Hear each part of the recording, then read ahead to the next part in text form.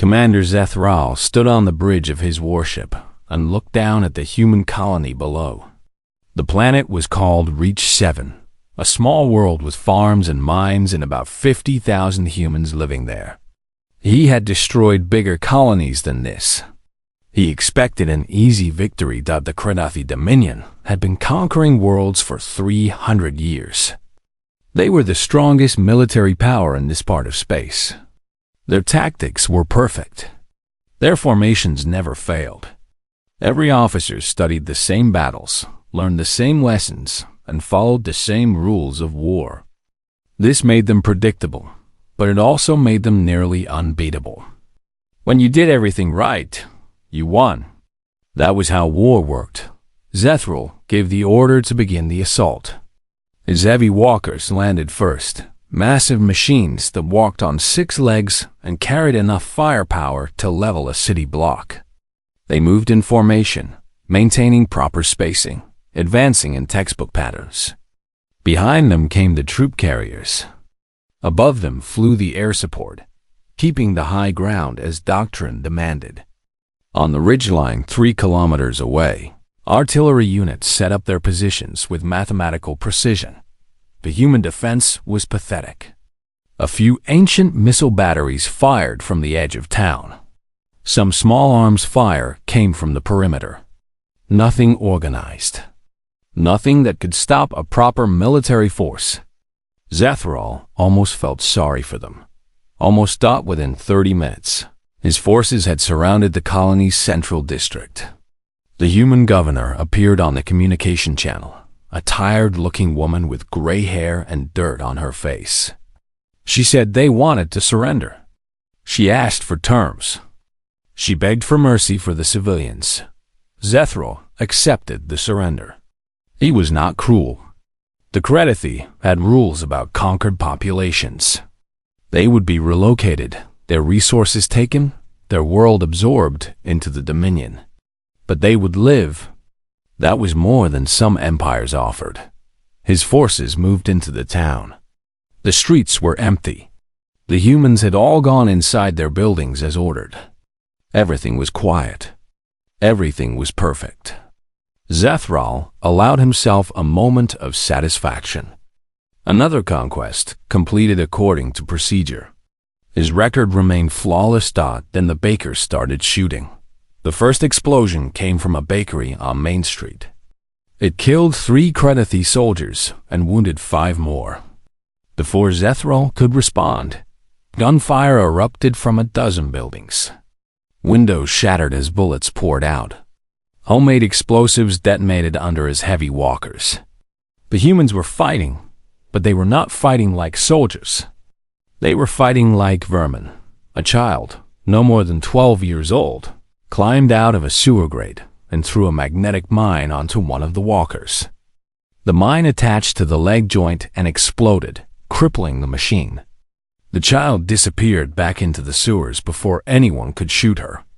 An elderly man fired a sniper rifle from a church tower, killing the pilot of an air support vehicle. When soldiers stormed the church, they found the rifle but no shooter. He had escaped through a tunnel in the basement. Every building was a fortress. Every civilian was a combatant. The humans used their own homes as weapons. They hid explosives in furniture, in walls, and children's toys. They booby-trapped corpses. They pretended to surrender, and then detonated bombs when soldiers came to accept the surrender. Zethral ordered his forces to return fire, to clear the buildings, to establish control. But how do you fight an enemy that does not wear uniforms? How do you distinguish between a civilian and a soldier when a grandmother might have a grenade in her coat? His troops started shooting at anything that moved. The streets filled with bodies. But the attacks did not stop. By midday, Zethral had lost 50 soldiers. By afternoon, he had lost 120. By evening, 2 of his heavy walkers were destroyed and 3 more were damaged. His air support was hiding in the clouds because anyone flying low enough to be effective got shot down by missiles fired from basement windows. His artillery on the ridge was useless because he could not shell the town without killing his own forces inside it. The human governor appeared on the communication channel again. She was smiling now. She said that the surrender had only been to get his forces into position. She said that her people would fight until every Kradathi soldier was dead or gone. She said that humans did not know how to quit. Then she played a recording. It was audio from a place called Earth, from a human general who had lived centuries ago. The voice was old and scratchy, but the words were clear. We shall fight on the beaches. We shall fight on the landing grounds. We shall fight in the fields and in the streets. We shall fight in the hills. We shall never surrender. Zethral realized with growing horror that he had walked into a trap. The humans had not been trying to win a battle. They had been trying to make him commit his forces to an urban battle where all his advantages disappeared, where his formations meant nothing, where his doctrine was useless. As night fell, the attacks intensified. The humans could see in the dark better than his soldiers. They knew every street, every building, every hiding place. They coordinated their attacks using civilian communication networks that his forces could not jam without also cutting off their own communications. An elderly woman walked up to a checkpoint with her hands raised, speaking in broken Kradathi, asking for help. When the soldiers approached her, she triggered a bomb vest. By midnight, Zethral had lost 30% of his ground forces. He gave the order to retreat. His remaining soldiers fought their way back to the landing zone, carrying their wounded, leaving their dead. The humans did not pursue in formation. They sniped from windows. They detonated explosives under retreating vehicles. They made every meter cost blood. When Zethral finally reached orbit, his perfect record was destroyed. His reputation was ruined. And he had learned a terrible lesson about humans. They did not fight to win glory. They did not fight for honor. They fought to survive. And they would do absolutely anything to survive. The emergency session of the Galactic Assembly was called within a week of the Reach 7 disaster. Representatives from 17 different species gathered in the Great Chamber on the neutral station orbiting Galactic Core, Alpha. The room was designed to accommodate all body types and environmental needs. Some delegates sat in chairs. Others floated in zero-gravity bubbles. A few existed as digital consciousnesses projected onto communication screens. Ambassador Vrel of the Korthan Alliance called the meeting to order. He was a tall, crystalline being who communicated through pulses of colored light. His species had helped write the Accords of Civilized Warfare 800 years ago. The Accords were considered the foundation of galactic civilization. They defined how war should be fought. They separated civilized species from barbaric ones. Vrel began by presenting evidence. Holographic displays showed 12 different human conflicts. In each one, the humans violated multiple articles of the Accords. They used camouflage to hide their soldiers, making them indistinguishable from terrain. Article 7 demanded that military forces wear visible colors so enemies could identify them. They struck supply convoys instead of engaging armies directly. Article 12 required that combat focus on military targets, not logistics. They spread propaganda and misinformation to turn populations against their own governments. Article 23 prohibited psychological manipulation in warfare. The list went on and on. Humans employed child soldiers. They booby-trapped their own wounded. They faked surrenders to create ambush opportunities. They refused to respect the sanctity of medical facilities, hiding weapons in hospitals. They used economic warfare, deliberately destroying enemy resources, even when military victory was impossible. They valued spite over honor. The Vex representative, a being that looked like a floating jellyfish with too many tentacles, pulsed with agitation. The Vex were known for their strict adherence to military protocol. Their wars were beautiful in their precision, almost like dances. Armies met on open fields. They announced their intentions. They fought until one side gained clear superiority, and then the losing side surrendered with dignity intact. The Vex representative formally proposed filing charges against humanity for violation of the Accords. Several other species voiced their support. The humans needed to be educated in proper warfare. They needed to learn that civilization had rules. They needed to understand that some things were simply not done. The human ambassador sat quietly through all of this. Her name was Maria Chun. She was a short woman with dark eyes and gray hair cut military short. She wore a simple suit with no decorations except a small pin showing the flag of Earth. According to her file, she had been a general in the Human Space Defense Force for 30 years before retiring into diplomatic service. She had personally commanded forces in 4 wars. She had never lost a battle. When the accusations finally ended, Chun stood up. She walked to the center of the chamber, moving slowly so everyone could see her. She was old by human standards, but she moved with the confidence of someone who had spent a lifetime making life and death decisions. She asked a single question. Did we sign that accord? The chamber went silent. Delegates looked at each other. Some checked their databases. The answer was obvious once someone said it out loud. No, humanity had never signed the Accords of Civilized Warfare. No one had ever asked them to sign it. Chun let the silence stretch for a long moment. Then she continued speaking, her voice calm and reasonable. She explained that when humanity first achieved faster-than-light travel and encountered other species, they had expected to be invited to join galactic civilization properly. They had expected treaties and negotiations and formal introductions. Instead, they had been mostly ignored. The older species viewed them as primitives who had stumbled onto technology they barely understood. No. One had offered humanity the Accords because everyone assumed that any intelligent species would naturally develop the same concepts of warfare, honor, formation combat, clear rules of engagement. These things seemed obvious, universal, hardwired into the nature of civilization itself. Chun smiled when she said this. It was not a friendly smile. Several delegates shifted uncomfortably in their seats. She activated her own holographic display and began showing images from Earth's history. The Trojan horse, where Greek warriors hid inside a gift to infiltrate an enemy city. Guerrilla campaigns in Vietnam and Afghanistan, where poorly equipped forces defeated military superpowers through patience and unconventional tactics. Submarine warfare in the World Wars, where ships attacked from beneath the waves without warning. Cyber attacks that crippled entire nations without firing a single shot.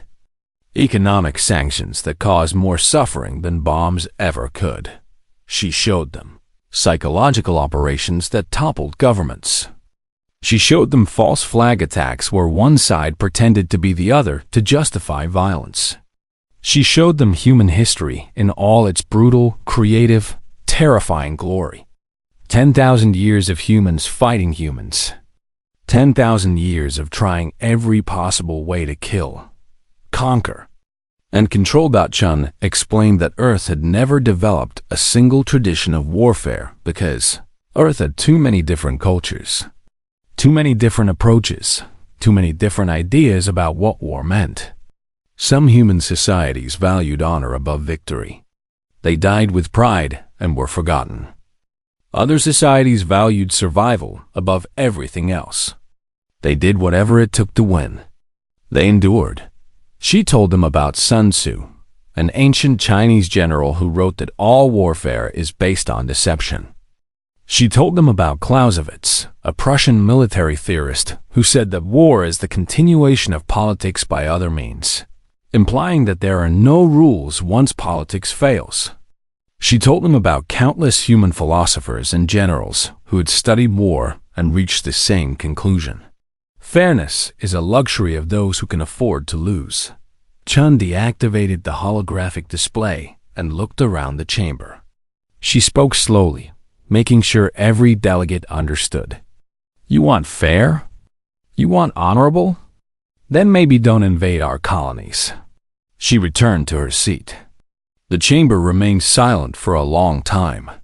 Finally, the Vex representative pulsed a question. If humans would not follow the Accords, how could galactic civilization trust them? How could anyone negotiate with a species that fought without honor? Chen replied that honor was subjective, but survival was universal. Humanity would defend itself with every tool available. If that made them uncivilized in galactic eyes, so be it. They would rather be alive and barbaric than dead and honorable. The meeting adjourned with no resolution, but every species left with the same thought echoing in their minds. Humanity was dangerous not because they were strong, but because they refused to fight the kind of wars everyone else understood. Fleet. Admiral Kresh of the Krethi Dominion was not a fool. He had studied the defeat at Reach 7 carefully. He had reviewed every engagement where humans had fought galactic forces. He had identified patterns, analyzed tactics, and developed a new doctrine. The Krethi would adapt. They would learn to fight as humans fought. If humans refused to follow the rules, then the rules no longer applied. Kresh was given command of the invasion of New Cascade, a human colony world with 2 million inhabitants. It was the largest human settlement outside their core systems. Taking it would break human expansion and establish Krethi dominance in the region. But Kresh would not make the mistakes his predecessors had made. He would not fight honorably. He would fight to win. His fleet arrived in the New Cascade system without warning or declaration of war. His first action was to bombard the planet's 3 largest cities from orbit. Not the military installations, which would be defended. The cities themselves. Residential districts, schools, hospitals. He wanted the humans to know that their civilians would not be safe. He wanted them to understand that hiding among the population would not protect them. The bombardment killed an estimated 300,000 humans in the first day. Kresh felt no satisfaction from this. He felt nothing at all. This was war without illusions. This was what humans had taught the galaxy. His forces landed outside the capital city and advanced using dispersed formations, irregular patterns, unpredictable timing. Everything the humans did, he copied. When his scouts identified resistance cells hiding in civilian buildings, he did not send soldiers to clear them. He simply leveled the entire block. When local leaders tried to negotiate surrender, he executed them publicly and bombed the negotiation site to demonstrate that truces were traps. His forces used chemical weapons in urban areas to flush humans out of hiding. They executed anyone suspected of harboring resistance fighters. They made examples of entire neighborhoods. Within 3 weeks, organized resistance in the capital had been crushed. Human casualties were in the millions. The planet's infrastructure was shattered. But Kresh was winning, or so he thought. The humans changed tactics. Where before they had fought from every shadow, now they simply disappeared. Entire cities evacuated overnight through underground rail systems that Krethi intelligence had never detected. Resistance fighters dissolved into refugee columns, impossible to identify or target. The cities became graveyards, empty of both civilians and combatants. Kresh found himself occupying ruins. His forces controlled empty streets and bombed out buildings. They held territory that meant nothing because there was no one left to govern, no population to subdue, no victory to claim. He had killed millions and achieved nothing. Then the cyber attacks began. Human hackers, operating from ships light years away, infiltrated Krethi networks. They drained bank accounts. They shut down power grids on Krethi colony worlds. They broadcast footage of Kresh's war crimes to every species in the galaxy. Images of dead children, burned hospitals, executed civilians. The video spread like a virus, impossible to contain. The political cost became unbearable. 3 Cretaceous colony worlds faced economic sanctions from the Galactic Assembly. Trade routes were blockaded by species that had been neutral. Cretaceous merchants were banned from major commercial stations. The Dominion's economy began to collapse under the weight of its pariah status. Kresh's superiors ordered him to finish the campaign quickly and restore order, but there was no order to restore. The humans had left nothing but ghosts. Then came the counterattack. While Kresh's forces occupied the empty cities, human military units had been quietly redeploying. They had evacuated civilians not to surrender, but to remove them from the battlefield. Now, with no hostages to hide behind, the humans attacked with the full strength of a proper military force. They did not use guerrilla tactics this time. They used overwhelming firepower and perfect coordination. They struck at dawn on 17 different targets simultaneously. They cut off supply lines. They destroyed communication relays. They surrounded Kresh's entire occupation force in a textbook encirclement that any military academy would have praised. Kresh recognized the formation. It was from his own training manuals, executed flawlessly. The humans had been capable of fighting this way all along. They simply had not needed to until now. They had let him commit his forces, let him spread them thin, occupying worthless territory, let him believe he was winning. And then they had sprung the trap. His command center came under direct assault. Human soldiers breached the perimeter using standard military tactics. No tricks, no deception. Just disciplined troops executing a well-planned assault. Kresh tried to organize a defense, but his forces were scattered across a planet-wide occupation. His reinforcements could not reach him in time. His retreat routes were already cut off. In his final moments, Kresh understood. The humans had not been fighting unfairly because they were incapable of fighting fairly. They had been fighting unfairly because it was more effective. And when circumstances changed, when the tactical situation favored conventional warfare, they switched approaches without hesitation. They had no doctrine to follow, no traditions to maintain, no honor to protect. They simply did whatever worked. The humans captured most of Kresh's forces alive and broadcast their surrender across the galaxy. They treated the prisoners well, following every article of the Accords of Civilized Warfare that governed the treatment of captives. The irony was not lost on anyone. The humans fought without rules, but treated their defeated enemies with dignity. The humans captured most of Kresh's forces alive and broadcast their surrender across the galaxy. They treated the prisoners well, following every article of the Accords of Civilized Warfare that governed the treatment of captives. The irony was not lost on anyone. The humans fought without rules, but treated their defeated enemies with dignity. The war ended 3 months later. Not with a Cretaceous surrender, exactly, but with a negotiated ceasefire that everyone understood was a defeat. The Dominion could not afford to continue fighting economically, politically, or militarily. Humanity had won by refusing to fight the kind of war the Dominion knew how to win. The lesson spread through the galaxy, like wildfire. Do not fight humans. And if you must fight them, do not expect them to fight the way you expect. They will fight however they need to fight to win. And they have had 10,000 years of practice. 20-5 years after the last shots were fired, the Galactic Assembly reconvened to discuss humanity's place in galactic civilization. The wars were over, ended not by surrender, but by exhaustion and eventual negotiation. Both sides had bled enough to realize that continued conflict would benefit no one. Trade agreements had been signed. Diplomatic channels had been opened. A generation of peace had slowly rebuilt what war had destroyed. Alana Chun stood before the assembled delegates as Earth's chief ambassador. She was the granddaughter of Maria Chun, who had represented humanity during the first crisis.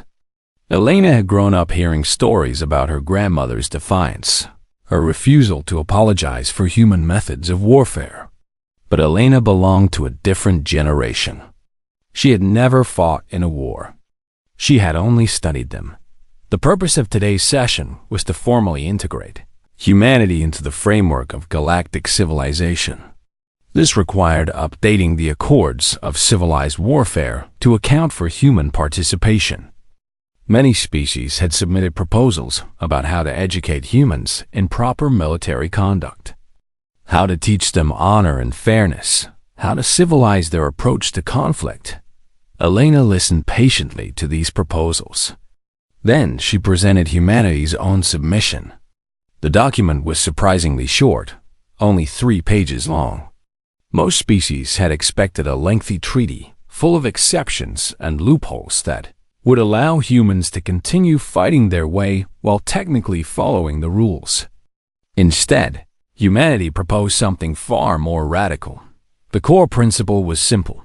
War is the complete absence of civilization. Pretending otherwise serves only to make it more likely. Elena explained that humanity rejected the entire premise of civilized warfare. The accords, created with good intentions, had made war more acceptable by making it more regulated. If wars could be fought honorably, according to clear rules, with minimal civilian casualties, then wars became just another tool of politics. They became easier to start because they seemed less terrible. Humanity proposed eliminating the pointless wars. They became easier to start because they seemed less terrible. Humanity proposed eliminating the wanting the stir high accords of civilized warfare entirely and replacing them with something different. Instead of rules for how to fight wars, they suggested protocols for preventing wars. Mandatory economic interdependence treaties that made attacking a trading partner economically suicidal. Cultural exchange programs that build understanding between species. Diplomatic frameworks that required exhausting every possible peaceful option before any military action could be justified. And if war did occur, despite all these preventions, humanity proposed no rules at all. No restrictions. No honor. No fairness. Let war be what it actually was. The complete breakdown of civilization, an act of mutual destruction that benefited no one. Make it so terrible that species would do anything to avoid it. The Dex representative objected immediately. This was barbaric. This would lead to atrocities. This would make every war a genocidal nightmare with no limits on suffering. Elena responded calmly.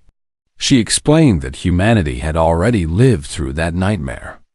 Earth's 20th century had seen 2 world wars that killed over 100 million people. Humanity had developed weapons that could destroy their entire planet multiple times over. They had come terrifyingly close to using those weapons. And they had learned a lesson that apparently the rest of the galaxy had not. The only thing that had finally ended humanity's cycle of constant warfare was making war too costly to contemplate. Not by making it fair, but by making it apocalyptic. When the alternative was extinction, humans found ways to solve their problems peacefully. They built international institutions. They created economic systems where everyone had too much to lose from conflict. They made peace not out of moral superiority, but out of survival necessity. Elena gestured to the human delegation behind her. There were soldiers, yes, but also diplomats, artists, scientists, educators, and merchants. My species spent 10,000 years perfecting the art of killing each other, she said. We tried honor. We tried rules. We tried making war civilized. None of it worked. The only thing that worked was making war so costly, so brutal, and so unthinkable that we finally decided to stop. She paused, letting her words sink in. We are not asking you to abandon your traditions because we think we are superior. We are asking you to learn from our mistakes before you have to repeat them. We are offering you the peace that cost us rivers of blood to achieve. The Corthan Alliance representative asked the question everyone was thinking. If humanity rejected all rules of warfare, what would stop them from committing atrocities if another war began? Elena's answer was brutally honest. Nothing stops us except the same thing that stops anyone. The knowledge that if we commit atrocities, you will too. If we start down that path, everyone ends up in hell together. That fear, that mutual understanding of how bad things can get, is a better deterrent than any rule written on paper. She added that humanity would commit to all the peaceful provisions. They would honor trade agreements. They would participate in cultural exchanges. They would exhaust diplomatic options. They would do everything possible to prevent conflicts. But if attacked, they would defend themselves with every available tool. No apologies. No restraint. Just survival. The vote took 3 days. Species caucused, debated, argued. Some wanted to reject the human proposal entirely. Others saw the logic in it, however disturbing. In the end, the Galactic Assembly accepted the human framework by a narrow margin, with significant modifications. The Accords of Civilized Warfare would remain in place, but humanity would be exempt. Any species that attacked humanity would be fighting an enemy bound by no rules.